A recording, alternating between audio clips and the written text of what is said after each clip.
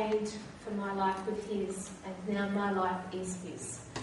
And so taking up the cross for me was to leave little, beautiful Norfolk Island, where I was teaching, and head back to Sydney to do Bible college, and then go to the most populated country in the world.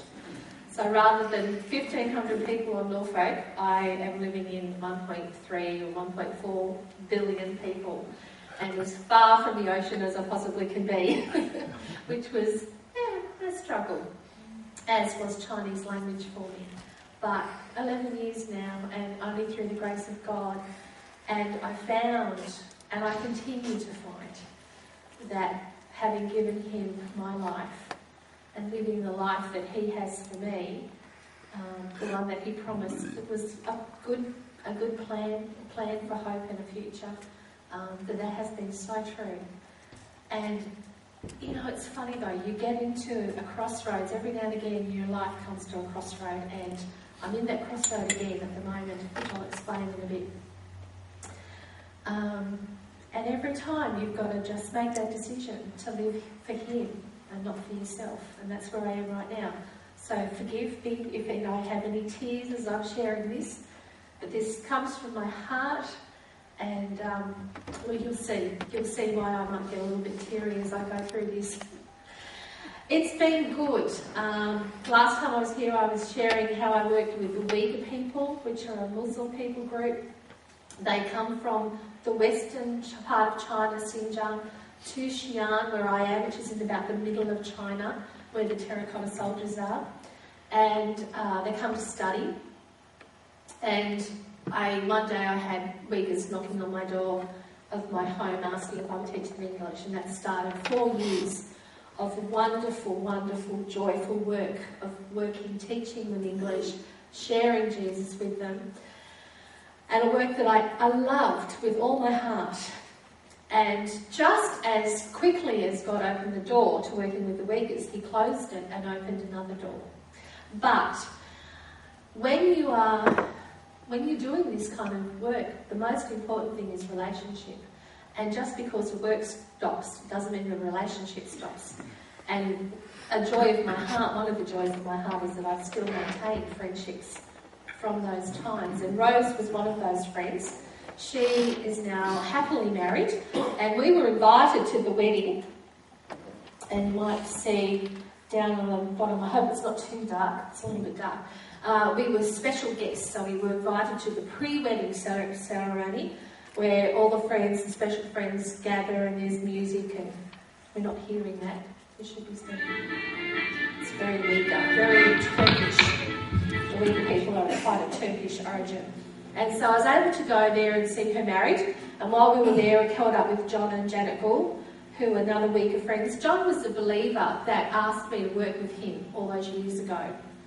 Janet Gould went to the dentist one day and came away with HIV, sadly, because medical practices are really bad there. But even though that happened, her little boy is HIV clear, which is wonderful, and we were able to catch up with him and the family. We were able to catch up with Korban and his family. Korban's an artist, very clever artist, as you can see. And so the relationships have continued, which is lovely. My friend Vicky was the first friend I ever met in China. She's now happily married, and it was really good that we were able to go and see that wedding. This was the day before my little foster boy Isaiah went to meet his forever mum, so it was our last celebration together. So that was special to see her happily married. And again, my other first friend, Grace and Vicky, are the first people I ever met in China. She's had a baby now, she's happily married, and she's had her baby. And I've just come back from America, and I was able to catch up with her and see how well she's doing as a mum. And she's a teacher. She works in a full immersion school in Minnesota. And that is a school that when the children go into kindergarten, from day one, they are in Chinese for the whole day, every day. They do all their education in Chinese. They have English classes, but the whole of their school life is done in Chinese. Very interesting. And she's a kindergarten teacher, so she helps them start off. And it's wonderful. She's continued to grow and love the Lord and serve him in Minnesota, with her family, and that's her Bible study group I was able to visit. So that's a bit of a quick catch-up of some of the things that have been happening.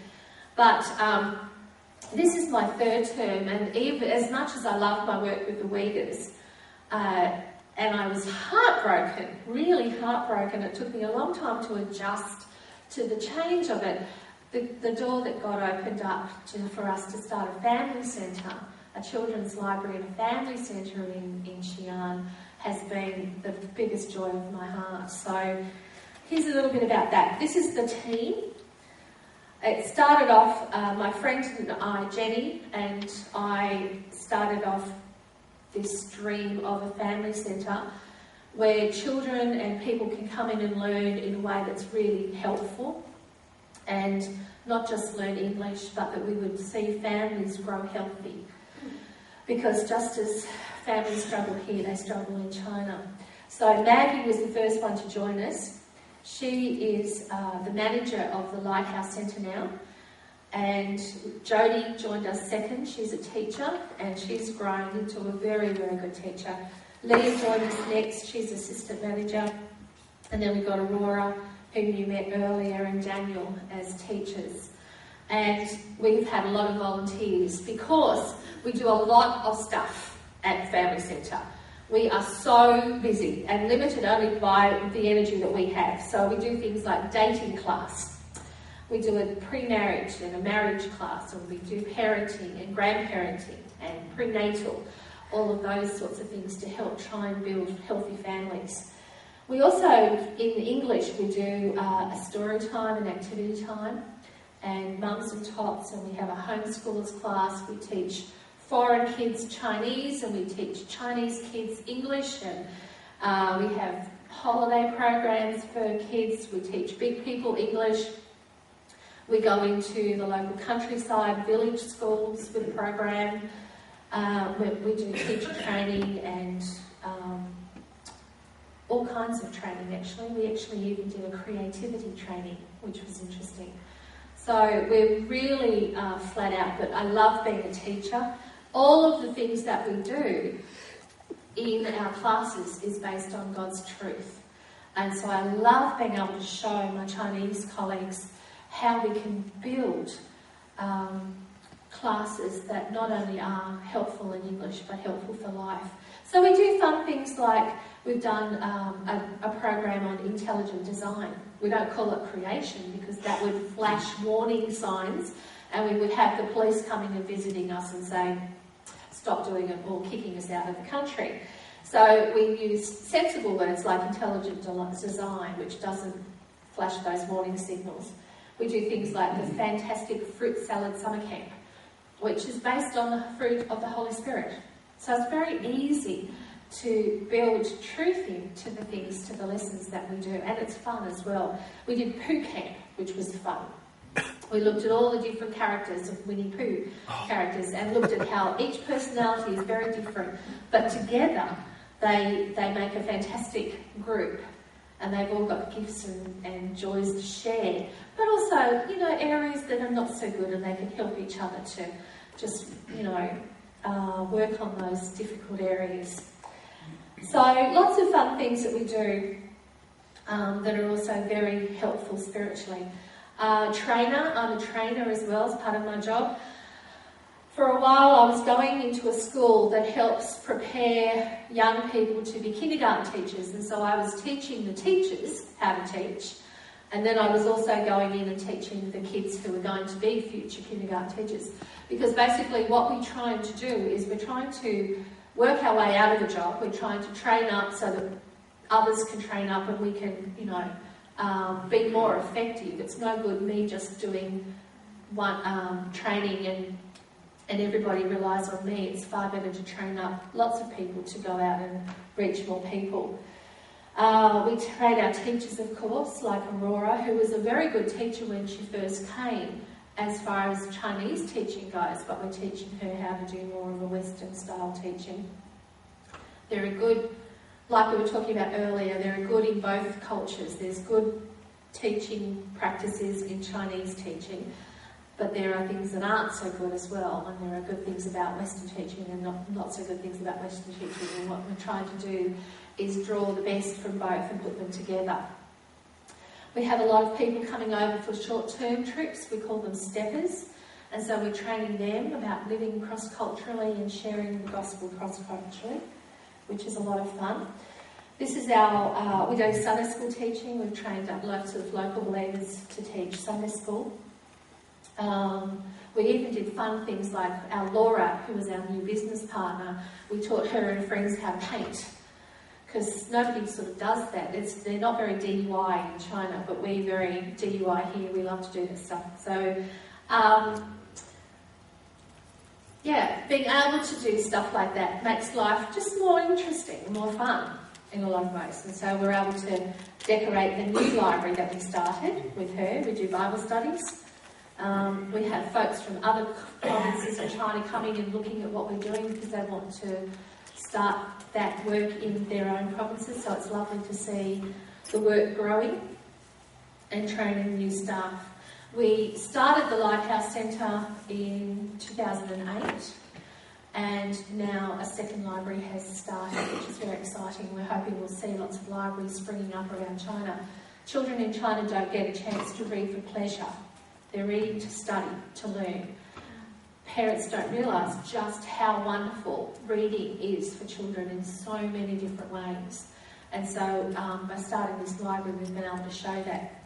And this will give you a bit of a picture of the library that we decorated. We've got some sound on this one too.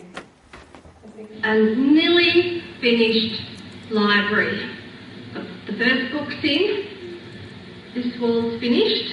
I went online and found pictures of furniture that was really good, and we had somebody copy it, so that was fun. This is finished. This is finished.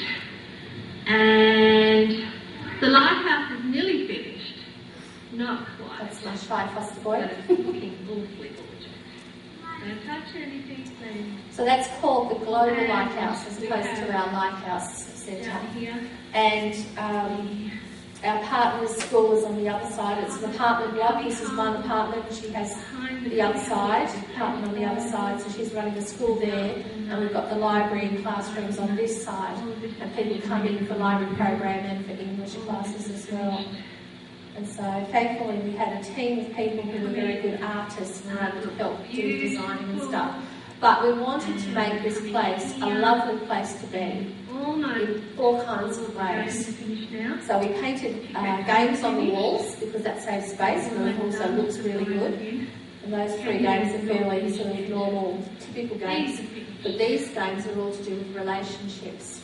So we covered them with Perspex, and they use blue tap to move their markers around, and it was a great space saver as well as a really good way of learning how to deal with relationships in a more healthy way. Okay, so that's one part of my life. Another part of my life is to become a foster mum. And I'll introduce you to my two foster kids.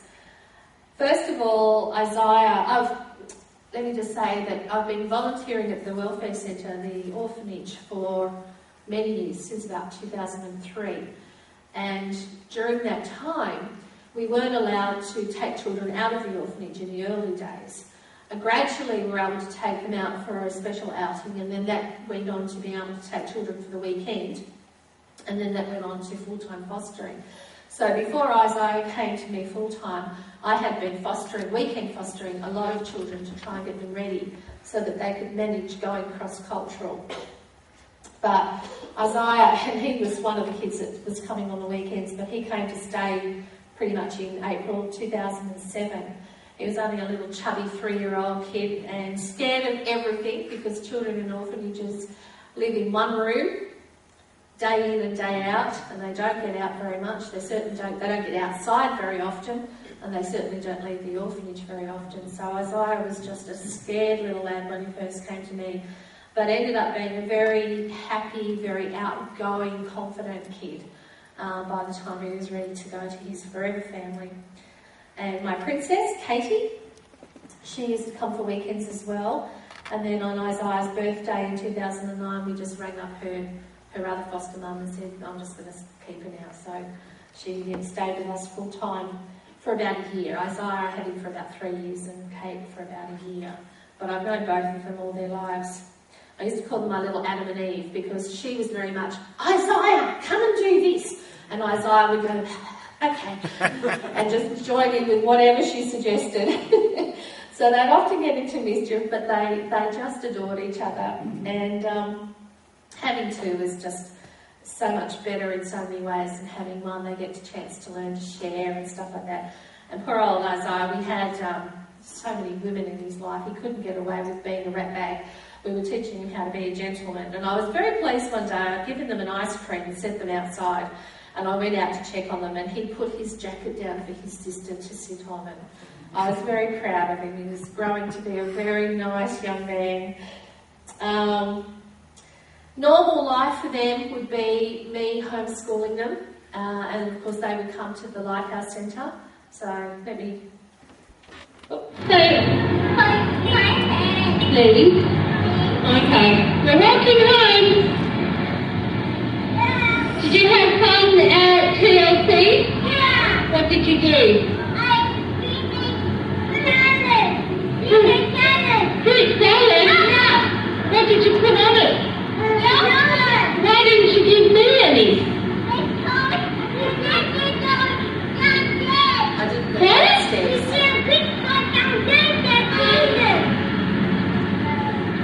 You were too big. Having that. Yeah, I was having a meeting. You could have given me some fruit salad.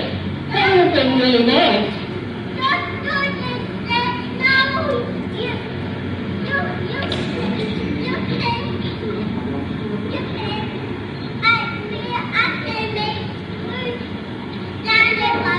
Oh. But I would have liked some fruit salad. Do we know those people? No. Why are they staring at us? I don't know.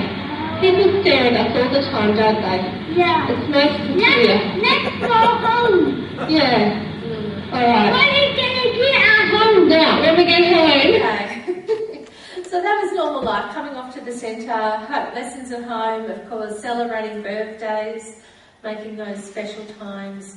And in everything, again, we use everything to share Jesus. So when we have a birthday party, we talk about how wonderful it is that Jesus gave us first life and how wonderful it is that he gives us new life. And so everything's an opportunity. You're asking we me? did things like craft lessons. I took the kids to You're do the things potter. like pottery. You should know if you're the potter. He really looks like he's got it down pat, doesn't he? Yeah. He's making a little bowl for his dad, his forever dad. Look at that. It was a Father's Day present, which he never got. I'll tell you why later.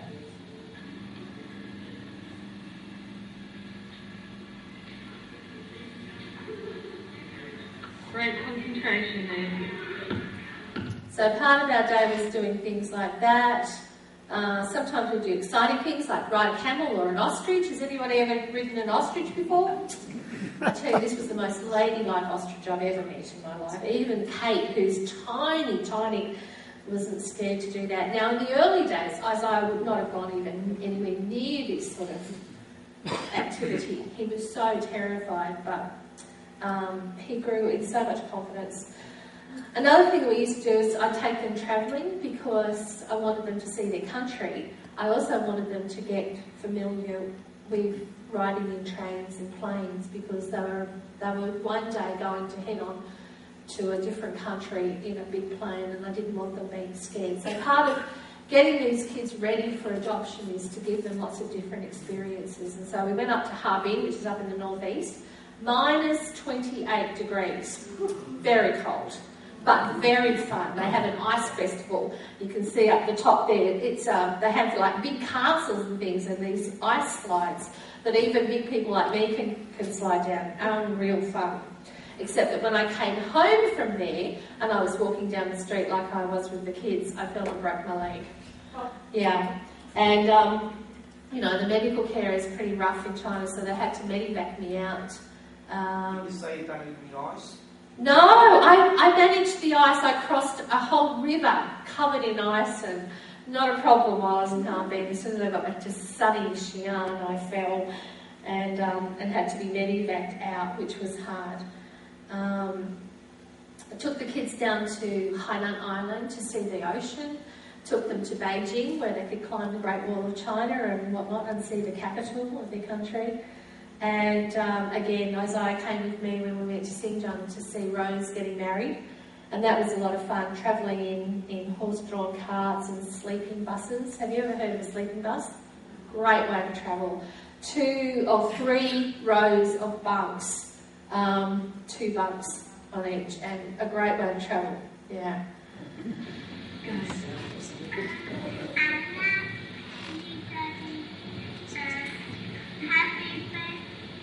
Happy Father's Day.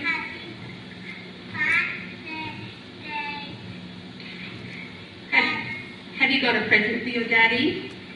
I got a present for you, but very cold to get me and not told you. No, I'm not telling you what it is until you come and get us, right? Yeah, you can have your present when you come and get it for me. You say that. When you come and get me, I will pay you my present. Will you give Daddy a big, big, big hug? Yeah! And a big, big, big, big kiss? Yeah! Yeah! How much do you love Daddy? That much! Wow, that much? Wow, fantastic. Okay, so see you in a week. Bye. Another very important job is to get them ready to leave you and go and join their forever families. And so one of the things that we did was to pray for their forever family. We used to Skype them so that they could get to meet them before they actually had to leave. Now, most children in China don't get that opportunity. The ones that are being adopted, they're just taken from the orphanage or their foster family and they're taken to a place where they meet their forever family, and that's it. They go off with them and they have no idea who these people are. And I have just a real heart to see the foster system in China change and that kids get better prepared to go. And so doing things like letting the kids Skype their families and get to know them first is one of those ways that helps my kids particularly really get ready and be able to go well. And she left a week after this video was made. So that's a really important part of being a foster mum. And we are about to take Snuggle to the It's teaching them about the Lord, of course. We want them to know who Jesus is. She is. Let's have a look. There she is. There's That's Snuggle Bunny. Snuggles, my Don't cat, touch the camera, I who promise. was going to get deceased this day. Hello, darling. Oh, I know, sweetheart, angel. I know, that's her basket. And she's not happy. So we're waiting for Uncle Adam and Auntie Mim. Yeah. Poor Snuggle Bunny. Poor Snuggle Bunny. Pray, can you pray? Can you ask pray? Would you pray for Snuggie that the doctor would do a good job and be careful with her? Okay, you pray for her. Hello, Jesus. Help Snuggle to be brave and not bad to the doctor, and help doctor get fit, and thank you. We can go with me and I give amen. Amen. Thank you, Isaiah. Alright, because I'm a bit worried about Snuggies. Okay, I had every right to be because they don't anaesthetise in China. Vets don't anaesthetise, they sedate. So I'm holding down this poor cat while she's getting things yanked out of her. But yeah, the kids are very good. Isaiah and Kate both could pray at the drop of a hat. We would often walk out and I'd say, Isaiah, we need a taxi. Quick, pray for a taxi. And they both loved the Lord Jesus and gave him their hearts, which was exciting. So that's what I've been doing. Family centre, fostering, and that's been keeping me pretty busy. I had a chance just recently, and in fact I've just come back, as I said, to go to America and see some of my other foster kids, my weekend foster kids and kids that I've had things to do with in the orphanage. So when people in China ask me if I'm married, I wear a wedding ring, but I'm not married, I'm taken. I tell them I'm taken. Jesus is the love of my life. And when they ask me how many children I have, I say, about 50. And it's a good way of sharing the gospel that way, because then I talk about why I've got 50 children. And when I was in America, it felt like I'm caught up with just about all of them. I was all over the place. I caught up with Desmond in New York, New Jersey. We had a reunion in St. Louis. Then I went down and did a positive discipline course in California. Went up to Redding and did a conference, a church conference in Redding, California. Then up to Seattle to see a family, across to Minnesota to see some families, and catch a ball game and get the award for the loudest mouth supporter, which I was very excited about. Went off to Kalamazoo, caught up with family there, then Des Moines, caught up with family and friends there, then down to Arizona, caught up with another family down there, and then back to California and Disneyland, of course, because if I'm over there, I may as well go to Disneyland.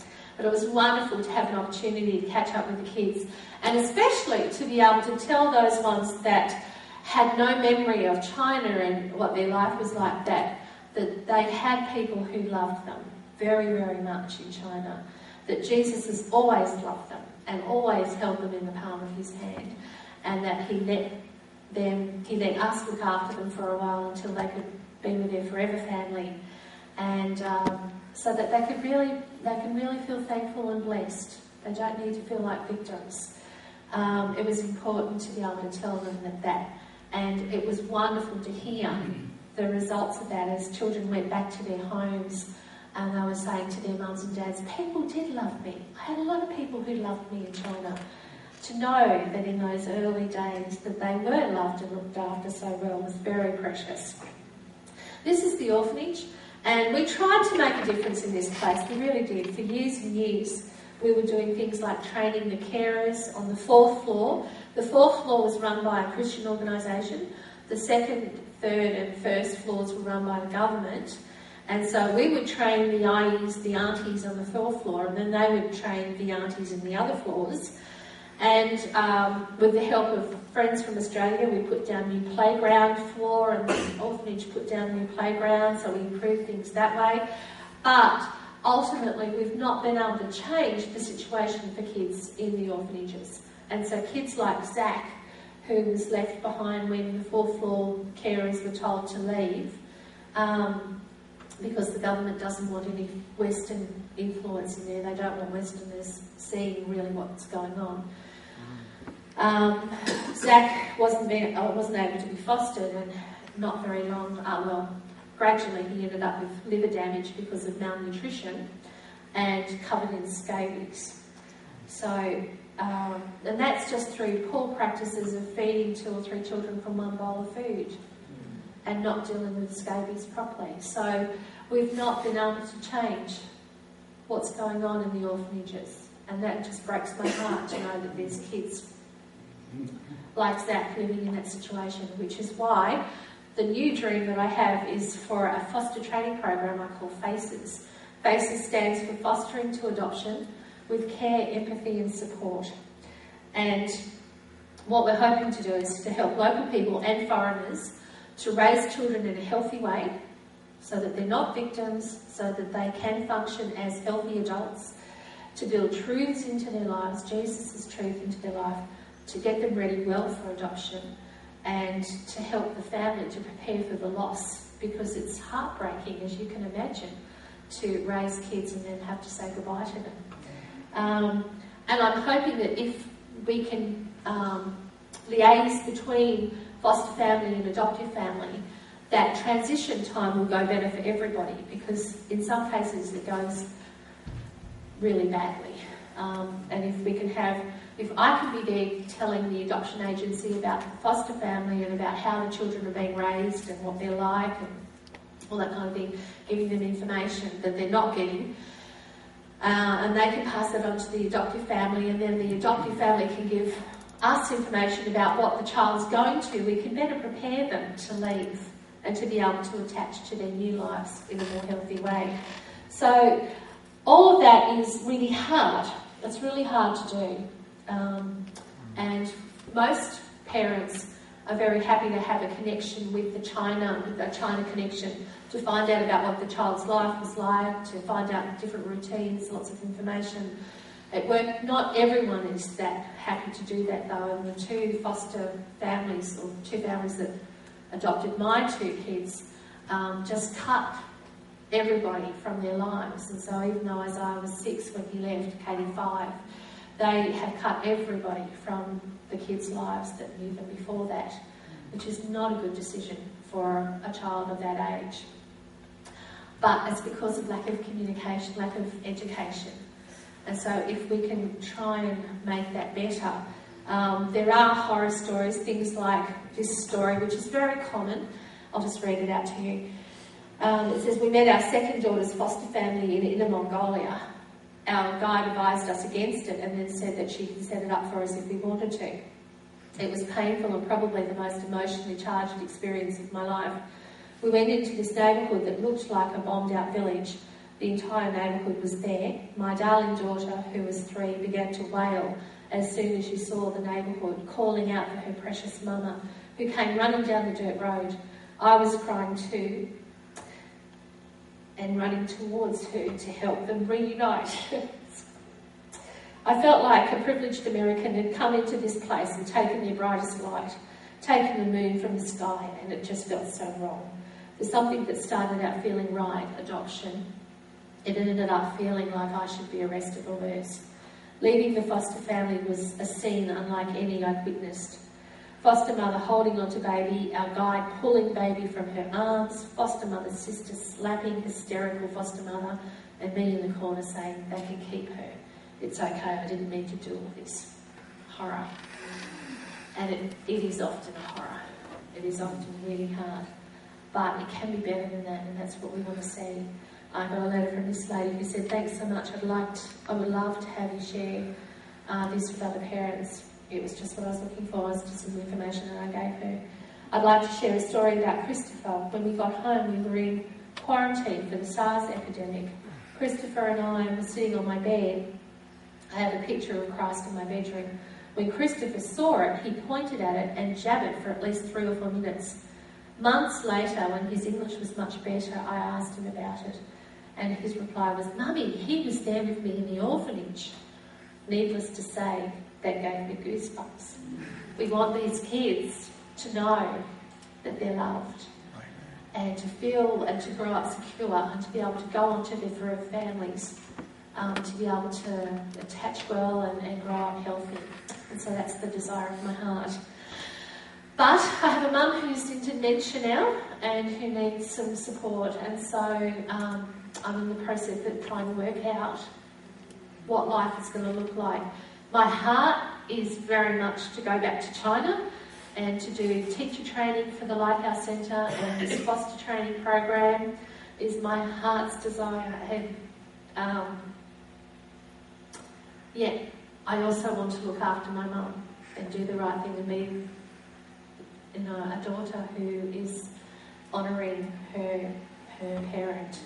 And I just feel that if I can't go back to China and say, you must do this and this and this if I'm not doing it myself. And so for a while I think I'm going to be based in Australia but travelling back to China for training trips to do the foster training and the teacher training. But I very much appreciate prayer for that as I adjust, because it's a hard adjustment.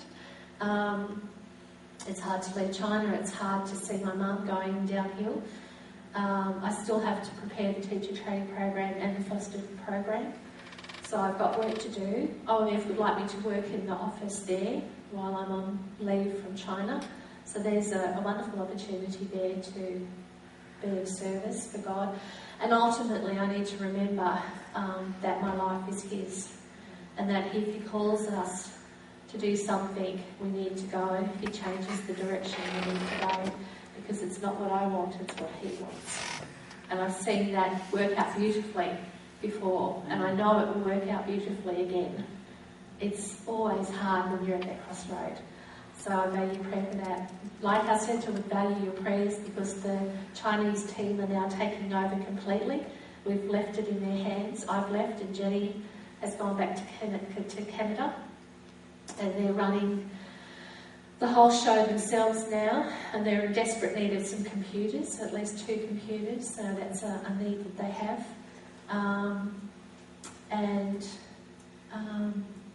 Well, the welfare centres are trying to move into fostering, but they need help with being able to train foster families well. So we value prayers for all of those things. Yeah, and thank you for having me and letting me share that.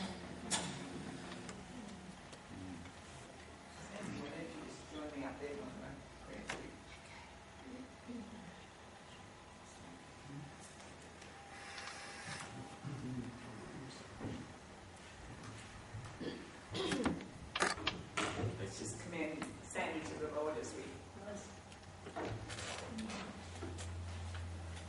Father God, we do thank you for this dear girl and the ministry that you have given her. We think of those many kids that she was able to visit in the States and the ones she wasn't able to visit, and we just pray for their future there, that they might still have that opportunity of knowing and growing in Christ.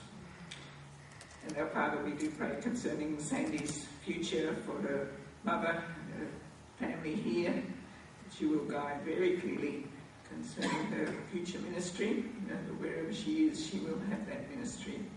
And we just thank you again for her time with us today. In Jesus' name, amen. Well, if you'd like to know more, I hope some of you can join us down at the Chinese restaurant. You might be able to ask her why there are 800 children in that one orphanage and lots of other questions. You might like to ask her too how she's managed to live for 11 years without a regular income, a wage. Let's just finish by singing that it only takes a spark to get a fire going, and soon all those around can warm up to its glowing. And thanks very much to our music team. We really appreciate your help today.